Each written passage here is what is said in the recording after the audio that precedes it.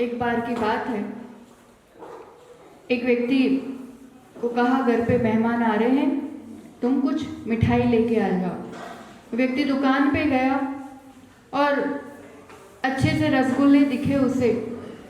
उसने कहा थोड़े रसगुल्ले पैक कर लो। बहुत सारे खाली दोने रखे हुए थे। एक दोना उठाया और उसमें रसगुल्ले पैक करके उस व्यक्ति को दे दिए। वो दोना बड़ा खुश हो रहा है। उस व्यक्ति ने पैसे दिए।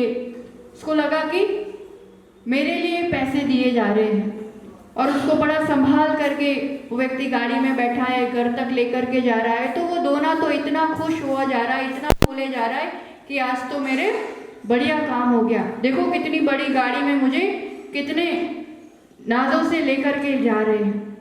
घर पर पहुंचे, मेहमान के पास वो ले जा कर के रखा। मेहमान ने उसमें से रसगुल्ला उठाया और दोने को क्या कर दिया? क्या कर लेते आप लोग? ऐसे पूरा यूं करके कहाँ? डस्टबिन में। बस यही हालत है। ये दोना है ना, बड़ा इतराता है। कीमत किसकी है? उस दोने की है कि उस दोने की कीमत दी गई थी, या दोने के अंदर जो माल था, जो मिठाई थी, जो रसगुल्ला था, उसकी कीमत थी? किसको संभाला जा रहा था गाड़ी में? दोने को संभाला जा रहा था। कीमत किसकी थी? जब तक दोने में वो रसगुल्ला था तब तक उस दोने की भी थोड़ी बहुत कीमत थी, या उसे संभाला जा रहा था। जैसे ही वो रसगुल्ला अलग हुआ, कि हंसने की बात नहीं है, बहुत गहरे चिंतन का विषय है। जब तक इस देह में चैतन्य शक्ति आत्मा है तब तक इसकी कीमत है।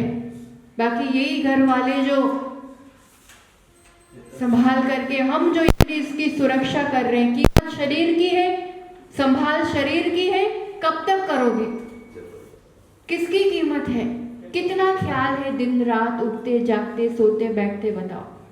नहाया तब शरीर को नहलाया, इतना एक बार भी ख्याल आया कि शरीर में रहने वाली चैतन्य शक्ति आत्मा हूं मैं? प्रभु के दर्शन किए, अभिषेक किया, सौभाग्यशाली हो।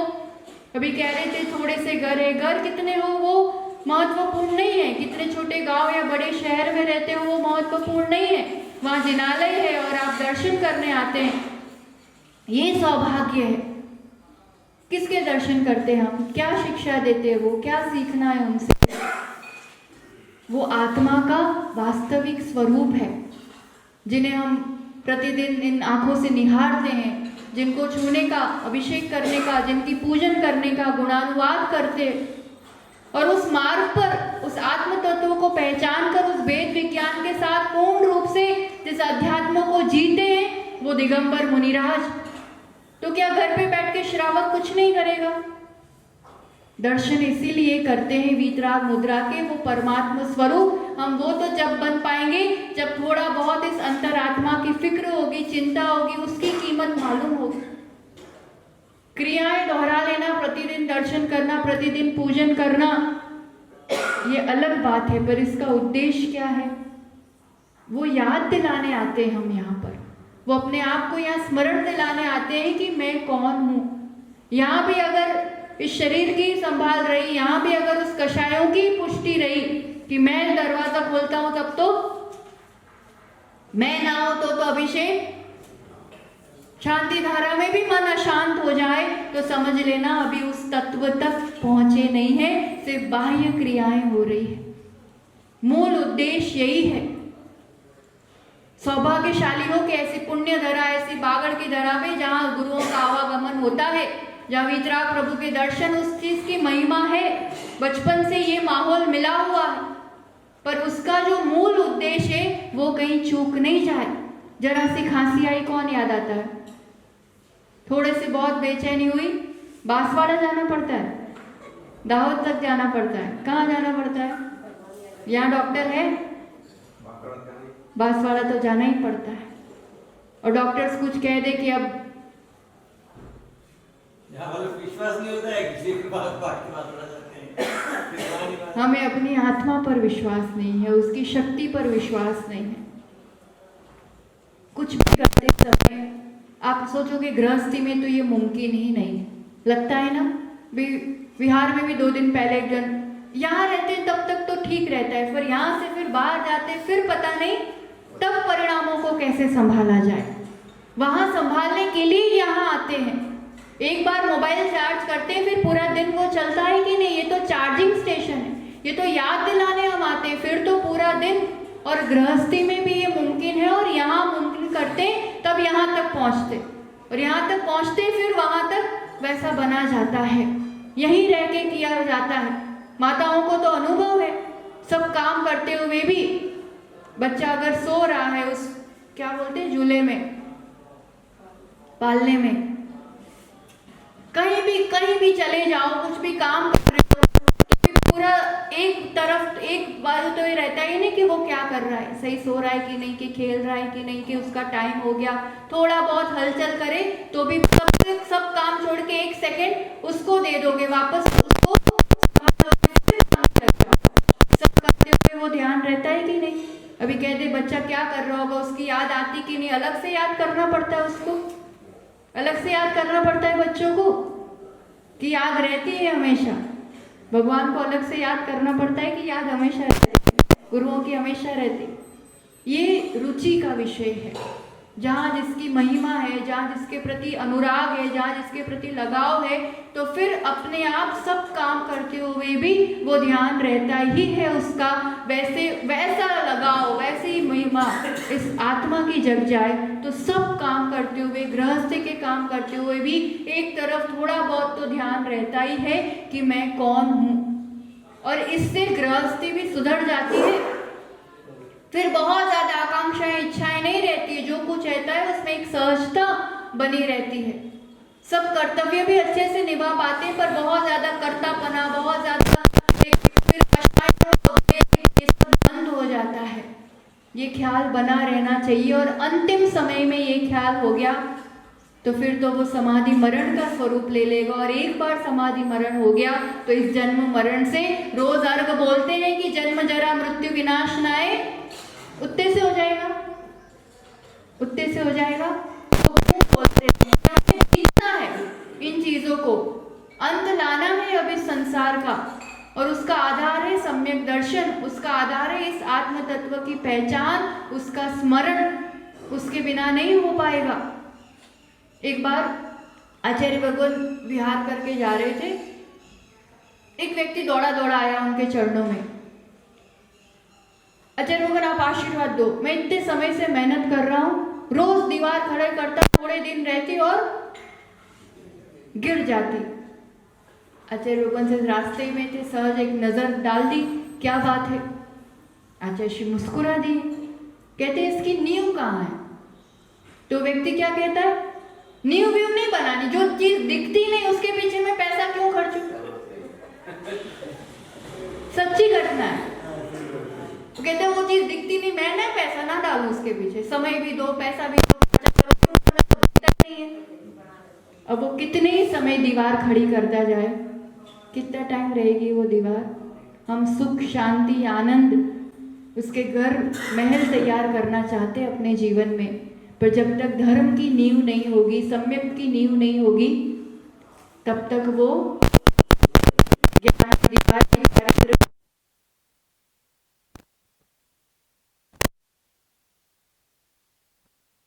सागर जी गुरुदेव पधारने वाले हैं, और विद्या सुनील गुरुकुलम ऐसा कुछ बन रहा है ना, ये भी एक अनोखा बनेगा दुनिया में। सन्मति सुनील तो खूब बन गया, विद्या समय भी खूब बन रहा होगा, पर सभी तरह के गुरुओं के प्रति आस्था, हम सबको एक में शामिल कर दे, ऐसी प्रशस्त भावना और एक ऐसा काम, वो नींव तो डले।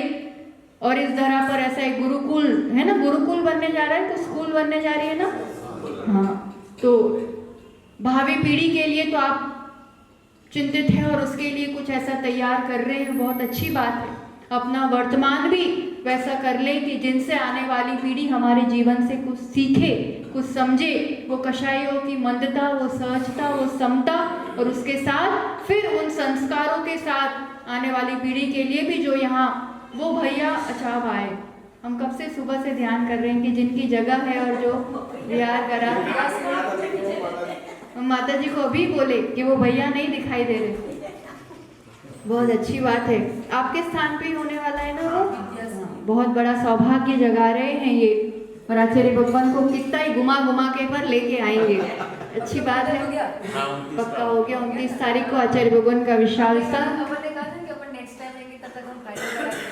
अच्छी बात है, आपकी भक्ति उनको यहाँ तक खींच करके ला रही है। वो शिलान्यास हो, वो नींव डले, वो तो जल्द से जल्द तैयार करना आने वाली पीढ़ी, और फिर तैयार करो तो अपने बच्चे वहाँ पढ़े, ऐसा कुछ इंतजाम करना है ना। ऐसी तैयारी हो, क्योंकि अपने बच्चे तो कहीं और जाते हैं, औरों के बच्चे पढ़े, सब पढ़े, नमोकार मंत्र से दिन का शिक्षा का प्रारंभ करे, संस्कार भी मिले, बहुत अच्छी बात है। पर अपने भी जितने हो वो वहां पढ़ सके, इस तरह की वैसे स्कूल बनाना कि सबको लगे कि नहीं हमें सेनावासा जाके पढ़ना है। कहाँ जाके पढ़ना है ना। फिर यहाँ जिनालय के भी दर्शन करें, गुरुओं का आगमन हो। सुबह तो हम कल शाम को तो पहुंच गए थे सभी भैया वृत्ति करने के लिए, सुबह में लगा अब आएंगे अब आएंगे, हमने लगा हम ही पहुंच जाते हैं, कोई बात नहीं, प्रभु के दर्शन करने के लिए। पर फिर भी जब कभी देखो, कभी कभी मौके मिलते हैं ऐसे, हमें लगता है हम अभिषेक करें कि विहार में जाए, ऐसा एक विकल्प कभी पैदा हो जाता है। थोड़े से घर हैं तब भी ऐसा करना चाहिए, एक आध व्यक्ति थोड़ा अभिषेक संभाल ले, बाकी को विहार में पहुंच जाना चाहिए। रोज अभिषेक करने से भी ज्यादा ये चेतन तीर्थ, चलते फिरते भगवान हैं, सिद्ध हैं। जब ऐसा मौका मिले तो जिनालय से भी पहले गुरु, उनका आहार विहार, उनकी वैयावृत्ति, उनकी सेवा सबसे पहले। तो बंटवारा कर लो, एक दो जन ये संभाल लेंगे, और अभिषेक तो आके गुरुदेव आ गए फिर बता दिया, तो वो भी विकल्प नहीं, उनको भी देखने मिल जाएगा। धोती में लेने चले जाओ, दुनिया भी सोचेगी कि गुरु के साथ पंडित आ रहे हैं बड़े, है ना।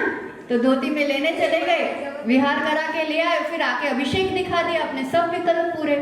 तो इस रूप से रास्ता निकालना चाहिए। हाँ, वो आचार्य सुनाते हैं, बड़े बड़े नेता भी, पंडित जी आइए, भैया जी आइए। अपने यहाँ तो एक श्रावक भी अन्य समाज के जो सो कॉल्ड संत होते हैं, उससे एक श्रावक का जीवन भी बहुत श्रेष्ठ है। और ये तो वैसा है, धोती तो कहीं भी पहन के चले जाओ, आपको तो एक बड़े पंडित के रूप में और बड़े विद्वान के रूप में और एक भैया जी के रूप में सम्मान मिलने लगेगा। तो अपने यहाँ हर चीज का, एक वेश से लेकर के क्रियाओं से लेकर के सबकी अपनी एक महिमा है, और सबका एक ही मूल उद्देश्य है कि जो मूल तत्व है उसकी याद बनी रहे, उसकी कीमत पहचानो। इस देह की कीमत भी तब तक है जब तक, और जब तक इसमें आत्मा है तब तक विदेही बनने का, इस आत्मा का कल्याण का, उसके प्रशस्त भाव का, शुभ भाव का हम पुरुषार्थ करते रहे। आगे मुनिवर को भी सुनना है, तो बस यही मंगल भावना रखें कि जहाँ जन्म तो जिस उसमें मिला है, अब हम अपनी आत्मा का ऐसा कल्याण करें। जन्म वैसी जगह मिला है, आत्मस्मरण के साथ, नमोकार मंत्र के साथ सुमरण हो, इस आत्म तत्व का ध्यान बना रहे, उसका स्मरण बना रहे, उसका अनुराग बना रहे, तो ये जन्म सार्थक हो जाएगा। आप सभी की धर्म वृद्धि के साथ, श्री समाधि मरण के साथ, और आचार्य भगवान आए तो घर घर चौके लगाना, जितने घर है उस जितने घर में प्रदान होना चाहिए। और सौभाग्यशाली होते हैं जिन्होंने ऐसा इस तरह का लाभ मिला करता है।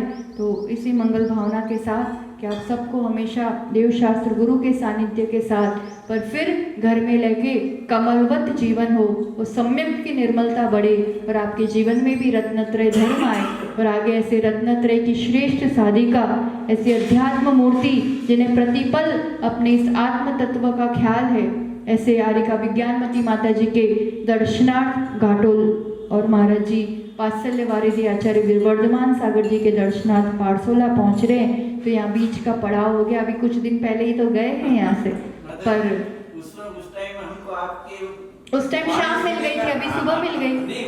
हाँ, वाणी सुनने का लाभ नहीं मिला था, इसलिए वापस आ गए ना, है ना। तो फिर हमेशा इस रूप से गुरुओं का लाभ लेते रहे। अभी तो देखो दो है, अभी आएंगे तो और वापस तो और 4 आएंगे, आपको हम 4 को लेकर आए, अब 4-6 को लेके आएंगे और लाभ मिलता चला जाएगा। हो सकता है गुरुदेव का और माता जी का, ज्ञानमती माता जी का मिलन भी हाँ, यहीं पे है, संभव यही है। बहुत अच्छी बात है, आपको वो सौभाग्य भी मिले इसी मंगल भावना के साथ। जय बोला आचार्य भगवान सुनील सागर जी गुरुदेव की।